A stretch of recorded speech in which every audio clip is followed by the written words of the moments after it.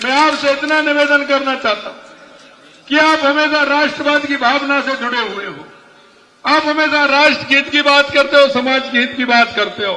मुझे इस बात की खुशी है, आप राजस्थान की उस वीर भूमि से आते हैं, महाराणा प्रताप की धरती से आते हैं, आप पन्ना ढाई की धरती से आते हैं जो त्याग की मूर्ति है, आप मीराबाई की भक्ति की धरती से आते हैं, और आप पर्यावरण की देवी हमारी मां अमृता देवी जिन्होंने अपने को जीवन समर्पित कर दिया अपनी बेटियों के साथ, ऐसे हमारे पर्यावरण प्रेमी हमारी मां अमृता देवी की धरती से आते हैं। आपके मन में जो विचार है, आपके मन में जो विश्वास है, आपने जो अपने मन में विश्वास है, राष्ट्रवाद की भावना और इस देश को आगे बढ़ाने की भावना आपके मन में है। आप अपनी संस्कृति, अपना विचार को लेकर के चलने वाले लोग हैं। हम वो लोग हैं जो दुनिया में अपनी संस्कृति, अपने विचार से पहचाने जाते थे। अरे मैं आपसे इतना निवेदन करना चाहता हूं मेरे भाई और बहनों, आप उस धरती से उस धरती पर आए हैं जिसका इस आजादी की लड़ाई में इस बंगाल की धरती का बहुत बड़ा योगदान रहा है।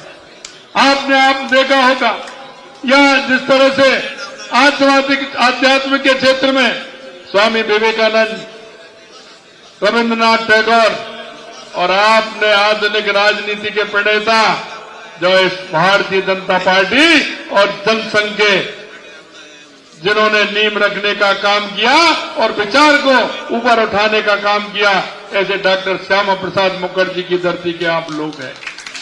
मैं आपसे इतना ही कहना चाहता हूं, आजादी के बाद जिस तरह की स्थिति इस देश में बनी थी, डॉक्टर श्यामा प्रसाद मुखर्जी ने जब देखा कि देश जिस दिशा में जा रहा है, तुष्टीकरण के आधार पर चल रहा है, उन्होंने उस मंत्रिमंडल से इस्तीफा देकर के उस कश्मीर के लिए अपने आप को झोंक दिया और अपने आप को बलिदान कर दिया। सबसे पहले आवाज उठाने वाले डॉक्टर श्यामा प्रसाद मुखर्जी थे, क्योंकि उन्होंने देखा था कि इस देश की दिशा ठीक नहीं है। तो उन्होंने कहा कि एक देश में दो विधान, दो प्रधान, दो निशान नहीं चलेंगे और अपने आप को समर्पित कर दिया। हम उनकी भावना के लिए, उस राष्ट्रवाद के लिए, राष्ट्र को मजबूत करने के लिए आज हम लड़ रहे हैं। आपने देखा था 2014 से पहले इस देश की स्थिति क्या थी, इस देश में कितना बड़ा परिवर्तन 2014 के बाद देश के यशस्वी प्रधानमंत्री नरेंद्र मोदी जी के नेतृत्व में हुआ है। और मैं आपसे यही कहना चाहता हूं, आप लोग कहते हैं 2014 के बाद बहुत बड़ा काम हुआ है। अरे काम तो बहुत बड़े बड़े हुए हैं, लेकिन अभी बहुत कुछ बकाया है, बहुत कुछ बकाया है। स्वामी विवेकानंद जी ने कहा था, युवाओं से आह्वान किया था कि उठो और जागो, इस देश दुनिया पर छा जाओ, ये दुनिया सारी आपकी मुट्ठी में होगी। वो समय आ गया है। स्वामी विवेकानंद जी ने कहा 21वीं सदी भारत की होगी। उस नरेंद्र से इस नरेंद्र का परिवर्तन आप देख रहे हैं। और आपसे मैं यही कहना चाहता हूं, आने वाला समय आपका है। अरे देश नहीं, दुनिया में आपका समय है। बदलता हुआ परिवेश आपको दिख रहा है। 2014 का परिवर्तन भी आपने देखा है। मैं आपसे यही निवेदन करने के लिए आपके बीच में आया हूं। जब हम 2014 में शासन में आए तो यहाँ की अर्थव्यवस्था देश की 11वें पायदान पर थी, आज 5वें पायदान पर। आने वाले 2 वर्ष में हम 3रे स्थान पर होंगे और उसके बाद दुनिया में हम पहले स्थान पर होंगे। दुनिया हमारे पीछे आएगी। जो महाशक्ति अपने आप को कहते थे, आज उनकी स्थिति देखिए। वो महाशक्ति भी इसमें लगी है कहीं भारत की स्थिति आगे नहीं हो जाए। मैं आपको यही कहना चाहता हूं, यहां के लोगों को तो पाकिस्तान का प्रेम आप देख रहे हैं, किस तरह से पाकिस्तान का प्रेम अलाप रहे हैं। यहाँ की स्थिति आपने देखी है। पहले वामपंथियों ने यहाँ की पश्चिम बंगाल की स्थिति क्या की थी और अब टीएमसी की स्थिति देख रहे हैं। जिस तरह से भ्रष्टाचार और तुष्टीकरण के आधार पर ममता जी इस पश्चिम बंगाल को चलाना चाहती है, पश्चिम बंगाल की जनता जाग चुकी है। मैंने पिछले चुनाव में मुझे रहने का अवसर मिला, मैंने देखा था यहाँ का व्यक्ति स्वाभिमानी है, वो लड़ता भी है और संघर्ष भी करता है। आने वाले समय में हम 2 से 77 हुए थे और आज मैं आपसे कह सकता हूं कि आने वाले लोकसभा चुनाव में हम 33 सीट से लगभग जीतेंगे इस पश्चिम बंगाल के अंदर। और आने वाले विधानसभा के चुनाव में यह भारतीय जनता पार्टी की सरकार बनेगी, डबल इंजन की सरकार बनेगी। बंगाल के लोगों ने जो खून पसीना बहाया है, उन्होंने जो संघर्ष किया है, वो संघर्ष मेरे भाइयों खाली नहीं जाएगा, वो संघर्ष खाली नहीं जाएगा। मैं मेरे प्रवासी भाइयों से इतना निवेदन करना चाहता हूं। मेरे भाइयों, आपने देखा है, आप हमेशा जिस तरह के काम करते हैं, राष्ट्रवाद को लेकर के चलते हैं, आप देश की संस्कृति को लेकर के चलते हैं और समाज में जिस तरह से सेवा का काम करते हैं, मुझे इस बात की प्रसन्नता है कि मेरे राजस्थान के भाई बहन आज भी उन जड़ों से जुड़े हुए हैं, राजस्थान की उन जड़ों से जुड़े हुए हैं जो स्वाभिमान की धरती है, शक्ति की और भक्ति की धरती है, सामाजिक कार्य में सबसे आगे रहती है।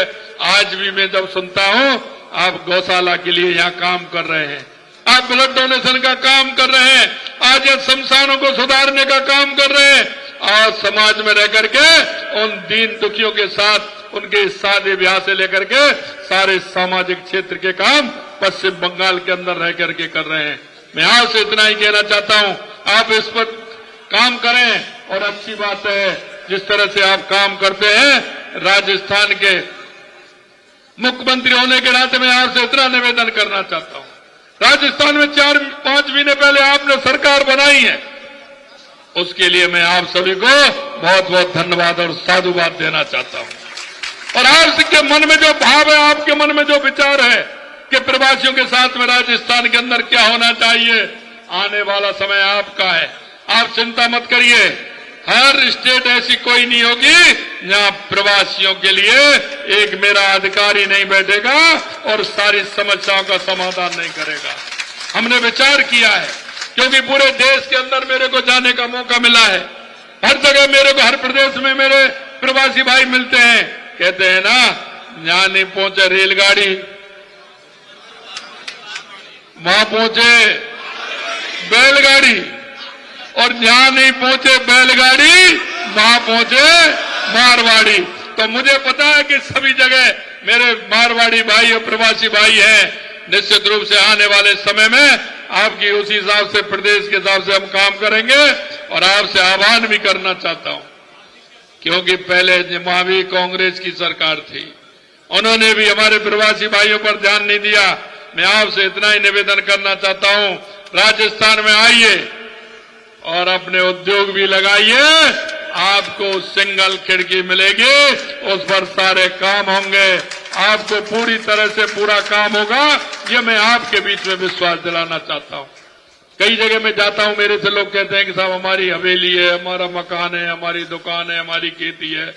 आप चिंता मत करिए, मैं इस तरह की व्यवस्था कर रहा हूं, आप वहां रजिस्ट्रेशन कराइए और जब रजिस्ट्रेशन आप कराएंगे तो आपकी उन सारी मकान हो, दुकान हो, हवेली हो, कुछ भी हो, जमीन हो, उसकी सुरक्षा का काम हमारी सरकार का होगा, सरकार का होगा।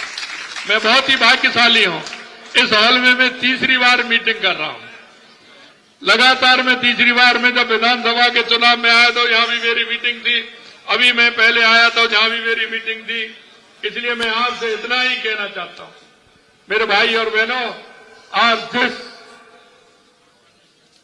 तरह से आप काम करते हैं, राष्ट्रवाद की भावना को लेकर के करते हैं, देश के लिए समर्पित भाव से करते हैं, हमारे तपस भाई बहुत ही हमारे ऐसे हैं, सीधे साधे, आप इनको जानते हैं और यहाँ की जीत आपके द्वारा है, मुझे पता है। और जब कहीं कोई काम बढ़ेगा तो मैं हूं ना भाई जी के साथ, क्यों चिंता कर रहे हो आप? किसी तरह की चिंता करने की जरूरत नहीं है, आपको कोई परेशानी नहीं आएगी। हमारे तपस भाई जी को ज्यादा से ज्यादा वोटों से जिताना है और 4 जून को 400 पार आना है, 400 पार। 4 जून को 4 जून फिर एक बार और तीसरी बार देश के यशस्वी प्रधानमंत्री नरेंद्र मोदी जी को तीसरी बार प्रधानमंत्री बनाना है। मैं, क्योंकि समय हो गया है, मेरे पे आज स्लिप भी आ गई है, क्योंकि 10 बजे तक का है। हम कानून में, संविधान में विश्वास करते हैं, इसलिए मैं आपसे इतना ही निवेदन करना चाहता हूं, आप लोगों का जो प्यार और दुलार है, निश्चित रूप से मैं उससे बहुत अभिभूत हूं। आप हमेशा जब मैं आता हूं इसी तरह से प्यार और दुलार आप करते हैं। मैं यही कहना चाहता हूं मेरे भाई और बहनों, आने वाला समय आपका है, आप निश्चिंत रहिए। और ये बंगाल में अब भी लोकसभा के चुनाव में भी जीतेंगे और विधानसभा के चुनाव में भी जीतेंगे। बहुत बड़े बहुमत के साथ में आने वाले समय में डबल इंजन की सरकार हमारी होगी और बंगाल की स्थिति बदलेगी। इतना ही मैं निवेदन करना चाहता हूं। आप सभी को बहुत बहुत धन्यवाद। नमस्कार। जय हिंद, जय भारत।